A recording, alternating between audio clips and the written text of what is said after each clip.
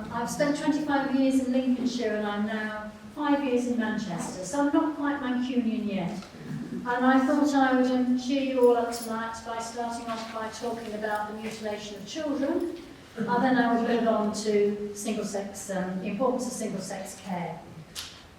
So, medical mutilation of young people. Sorry for showing you this photo, but I think we really need to understand what's going on when young women are operated on by surgeons who are giving them gender-affirming care. This is a photo from America, taken from the website of a surgeon who advertises this sort of butchery.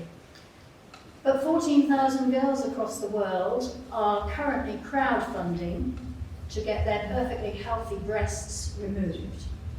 But if you live in the UK, it's fine, because we have the NHS. And the NHS is removing healthy breasts in young women. So these are figures from Freedom of Information requests, referrals for what's euphemistically called female-to-male mastectomies in 2020.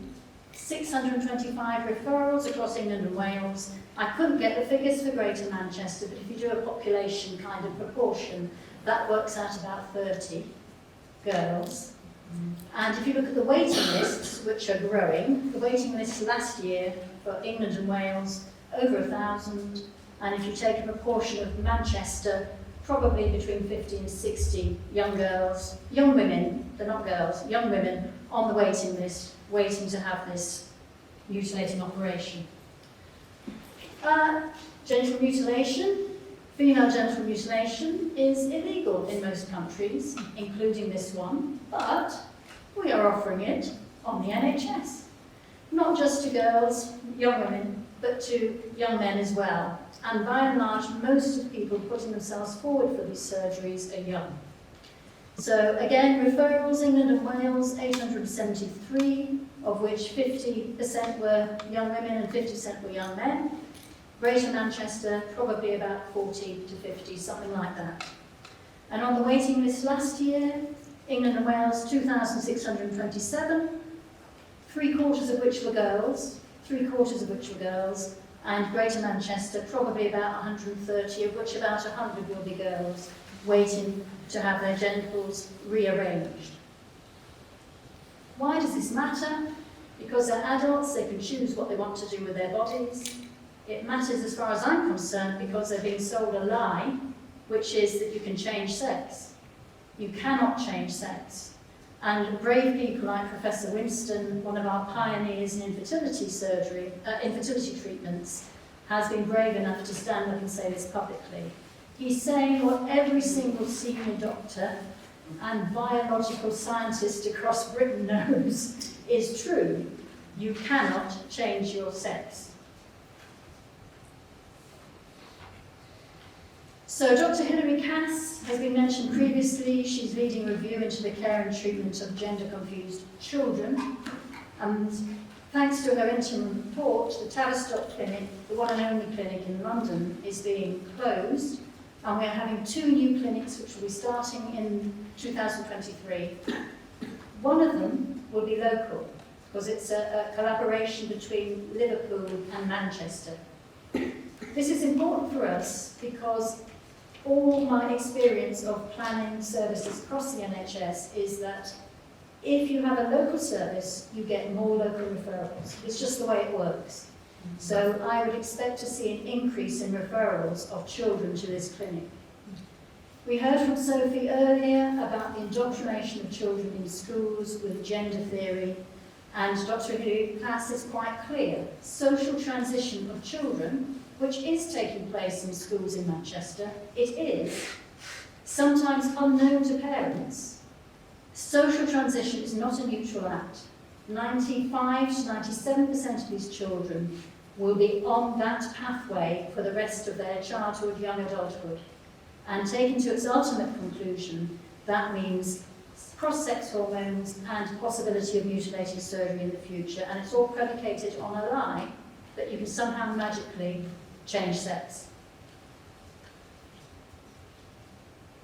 So, having very quickly dealt with the mutilation of young people, I'm now going to move on to the importance of single-sex spaces in health and social care. And when I was working on sort of planning hospital delivery back in the 1990s, 2000s, I'm ashamed to say we went for mixed-sex wards because they're an efficient way of actually using our limited resources.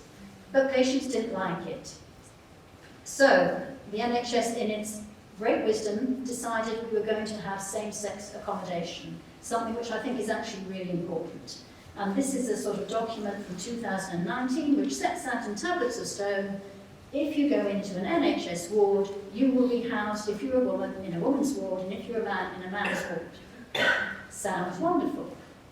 Except, hidden in that document is Annex B.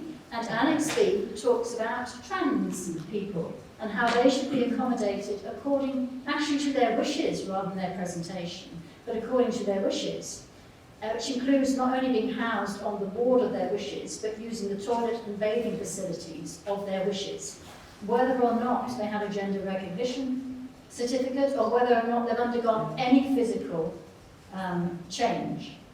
So this charming young woman is Alex Drummond, who's actually a 50-year-old man who lives in Cardiff.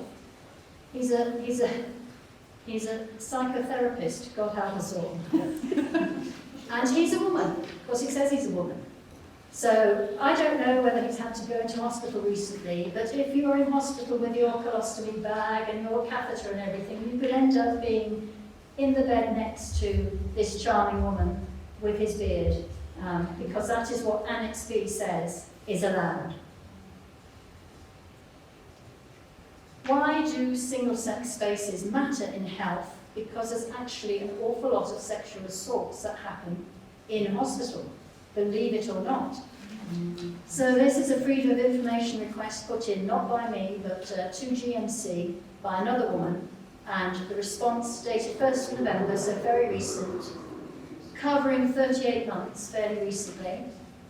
351 alleged, because these aren't proven, alleged sexual assaults and 119 alleged rapes, of which most happened on wards. Look at the rapes, 116 alleged rapes on hospital wards where women should be safe. It's not in the car park in the middle of the night, it's not in the basement, it's not in the corridor, it's not in the back alley, it's on a ward.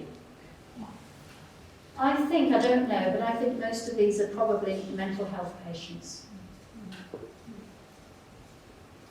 So, oops.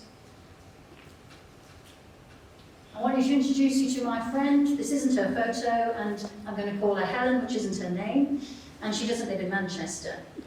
But when she was young, she was admitted to a mental health ward with a serious mental health condition. And she talks about this. She's written a blog. It's on the Women's Rights Network blog section. There will be a link in the pack that you'll get. And it details the constant assailment that she had by predatory men on the mixed-sex ward she was housed, which as a young woman was completely and utterly devastating. She's now older, she's disabled with a neurological condition, she's confined to a wheelchair, and she has a ventilator, so she can't run away, and she can't shout. And she wants her intimate care, which she now needs, delivered by social care at home. She wants her intimate care to be delivered by female carers. I don't think that's too much for any woman to ask, but particularly if you've had a history of sexual assault and the sort of trauma that she's experienced. So she wrote to the social care providers and asked, what are your policies on sex and gender? And they didn't have one. So she wrote to her local commissioners, what are your policies? And they didn't have one. So, bless her, she set about writing to every single commissioner across England to ask what their policy was on providing same-sex care. And she wrote to Manchester, among all the others, and she got a reply from Manchester which is on par with all the others. None of them had a policy that specified same-sex care. Some of them conflated sex and gender. But this is what she asked. Do you implement same-sex personal care, or have you moved to a gender-based policy? And GNC replied, Greater Manchester Integrated Care Partnership as it now is. We do not operate either policy, but we will work with patients, families and providers to try and meet their requests. I'm sorry, I don't think try is good enough. I think this should be a guarantee. If you request, some people don't care, that's fine. But if you request same-sex care, I think you should get it. So I just want to finish by saying that sex really matters in health and social care for the dignity of women and for the safety of women.